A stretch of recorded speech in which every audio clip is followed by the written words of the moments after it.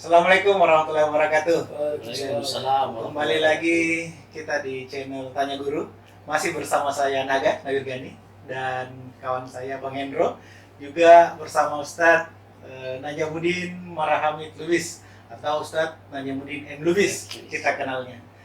Episode kemarin kita cerita soal takabur. Nah, sekarang kita lanjut lagi masih dengan tema takabur, tapi ini mengenai penyebabnya apa sih sehingga takabur itu bisa muncul dan kira-kira dampak-dampaknya seperti apa. Nah, setelah tahu dua hal ini, untuk terapinya kira-kira apa yang bisa kita lakukan pencegahannya. Ya. Lanjut ya sama Ustadz saja. Silakan Ustadz. Ya, Bismillahirrahmanirrahim.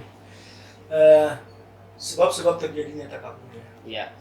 Jadi kalau kita lihat sebab-sebab terjadinya takabur ini sebenarnya kadang-kadang itu kelihatan biasa-biasa saja. Contoh misalnya masalah pakaian. Ya. Tadi saya memberikan contoh-contoh pakaian dan ini pun saya ingin memberikan itu. Seseorang itu misalnya dia ingin menunjukkan ketawaduan, sehingga dia mencoba meminimalis pakaiannya, Iya. sehingga dia dikatakan tawadu. Ini juga suatu permasalahan. Ini masuk dalam kategori kibir. Atau mungkin bisa ada hubungannya juga dengan riya. Gitu. Kenapa? Karena sebenarnya dia itu membuat pakaiannya dengan sangat sederhana itu untuk siapa kan begitu. Maksudnya tidak mau pamer, tapi akhirnya jadi Akhirnya penyakit. jadi pamer. Penyakit lain. Biasanya sederhananya misalnya cara berpakaian lah misalnya kan, yang berpakaian yang sangat unik, tidak terbiasa di kultur masyarakat kita. Ya. Nah, tiba-tiba dipakai yang seperti itu. Untuk apa niatnya? Nah, kalau misalnya dia mengatakan bahwa supaya dia dikatakan misalnya orangnya sederhana, gitu. Ya, dia meminta penilaian itu dari siapa? Nah, itu salah satu sebab takabur juga sebenarnya. Nah, Tidak masuk kategori warok, tidak ya? tidak bisa dikatakan seperti itu juga gitu. Tapi ada juga orang kadang-kadang memang karena kewaraan pribadi gitu. Tapi ketika dia misalnya di dalam hatinya ada masalah supaya dibilang orang seperti apa gitu, supaya dibilang warak, itu menjadi Motifnya ya, niatnya ya. Ada kesan gitu. Dia mau Ya. kesannya sederhana. Kemudian yang kedua, sebab yang kedua itu adanya satu kekeliruan dalam menilai ya kelebihan pada seseorang. Ya. Katakanlah misalnya di dalam surah Al-Mu'minun, ya, itu dijelaskan bahwa masalah harta gitu, Ya. menilai harta, menganggap misalnya harta ini adalah segalanya. Nah, ya.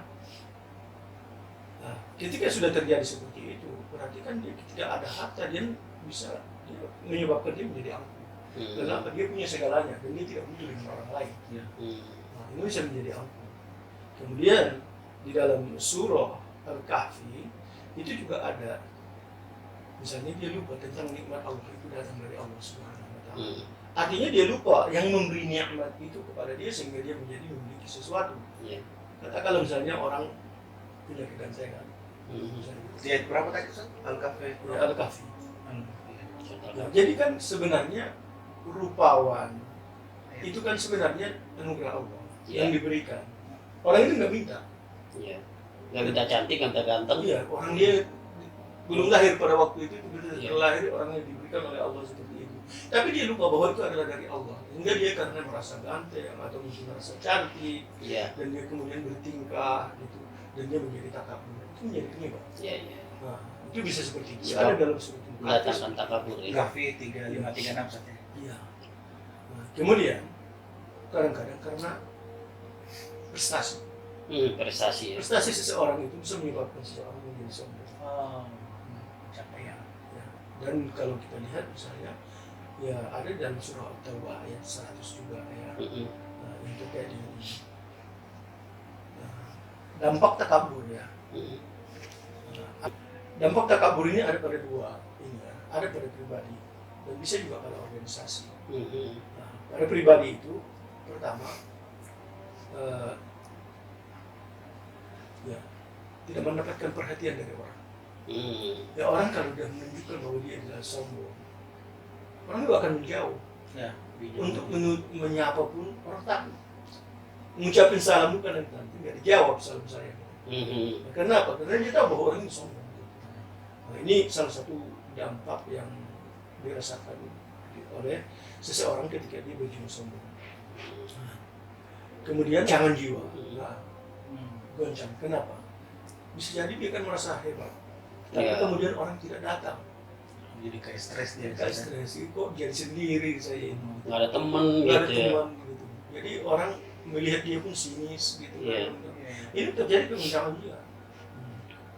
Nah, dan kemudian orang-orang seperti itu terjadi keguncangan jiwa karena merasa bahwa selamanya dia akan merasa tidak terhormat dirinya. Ya, saya sudah punya ini, saya punya segalanya. Tapi orang tidak mau mendekat saya, Orang tidak suka dengan saya. orang jauh dari saya gitu ya. Akhirnya orang-orang seperti ini bisa stres juga. Gitu. Iya, iya. Nah, kemudian yang paling buruk lagi, Allah haramkan untuk masuk surganya. Nah, Itu sudah yang ada ada. dalam hadis Rasulullah. Ya. Orang sombong ya. Nah, kemudian ada dampaknya pada organisasi. Hmm. Dampak pada organisasi itu seperti misalnya sedikit pendukung. Karena kalau kita misalnya punya organisasi lalu kemudian kita menunjukkan keangkuhan kita yang seharusnya orang datang mendukung kita, tapi orang akhirnya menjauh. Nah, ini dampak yang sangat berbahaya sebenarnya dalam satu organisasi, apalagi seperti sekarang misalnya seperti partai gitu ya, yang membutuhkan dukungan, tiba-tiba terlihat fenomena bahwa kita itu angkuh, orang pastilah akan menjauh. Dan Atau merasa dirinya paling baik gitu ya. itu Partai yang paling suci, paling ini ya. iya. Ada juga kan yang begitu ya. Iya. Iya juga. Dan itu orang akan menjauh. Jadi seharusnya orang memberikan dukungan dan orang lari. Iya, iya, iya. Nah, kemudian yang lebih buruk lagi tidak mendapatkan pertolongan. Padahal sebenarnya di samping usaha kita yang kita butuhkan itu adalah pertolongan Allah. Iya. Nah, itu yang sangat buruk sebenarnya kalau sekiranya kita ini. Iya, iya, iya. Jadi kalau soal terapinya Sat, biar orang itu sikap takabur, luruh di hati itu, apa yang bisa kita perbuat? Terapinya ya. Ya.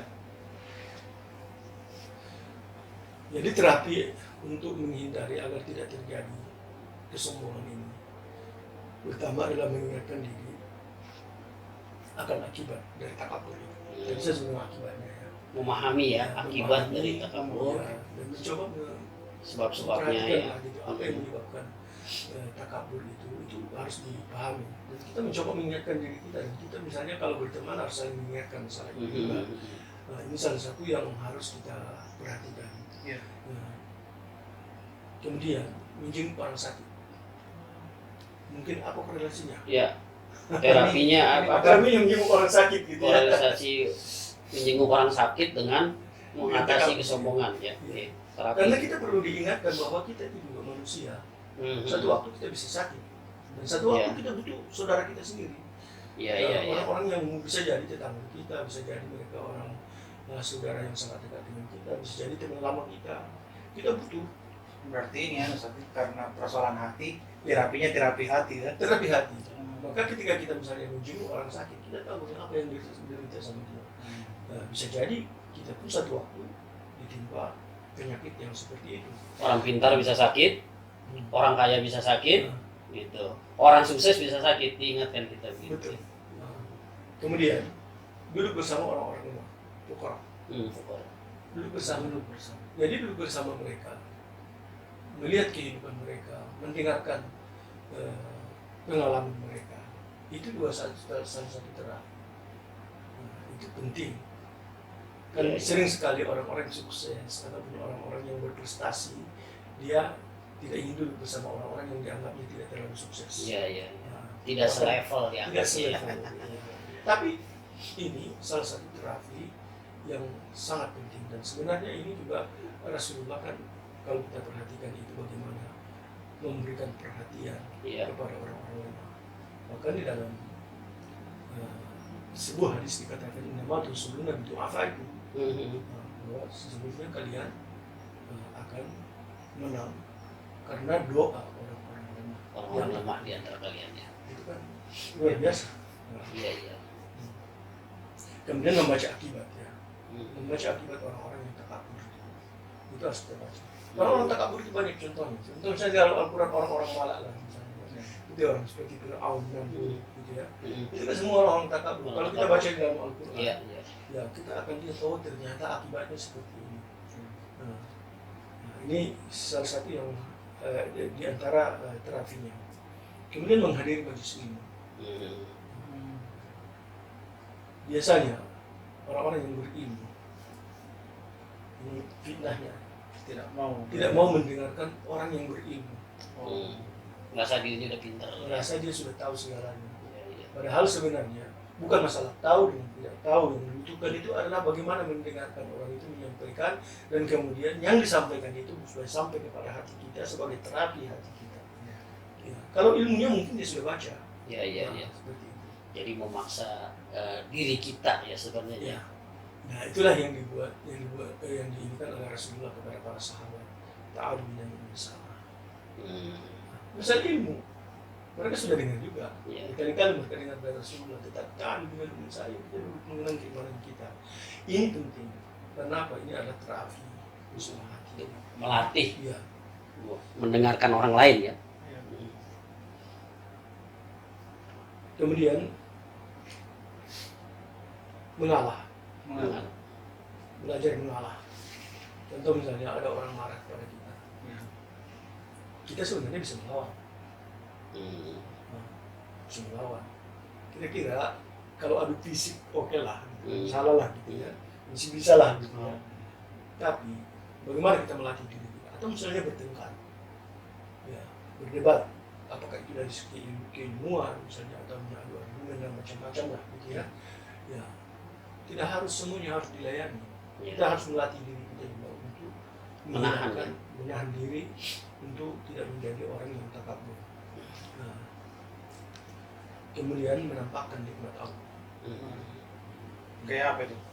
Ya sebenarnya begini, menampakkan nikmat Allah itu ketika ada di kita. Katakan misalnya kita punya sesuatu. Nah, buktinya kita punya nikmat ini, misalnya kita bisa bersedekah. Nah, ada orang yang membutuhkan bantuan kita.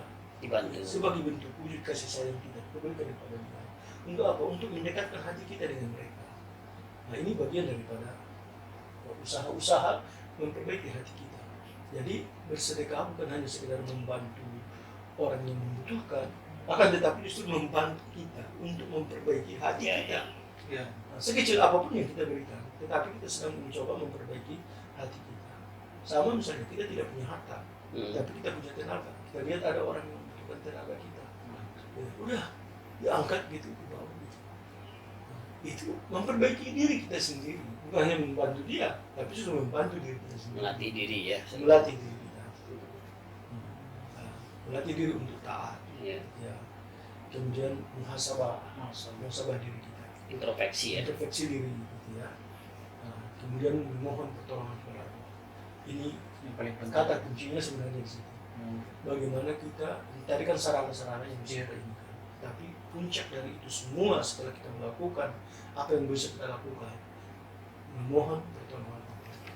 Agar Karena dijauhkan sebenarnya di situ, dari sikap takabur ya. iya. Sekira itu. Oke, terima kasih banyak ini. Kita jadi tahu dampak-dampak takabur. Kita juga tahu terapinya.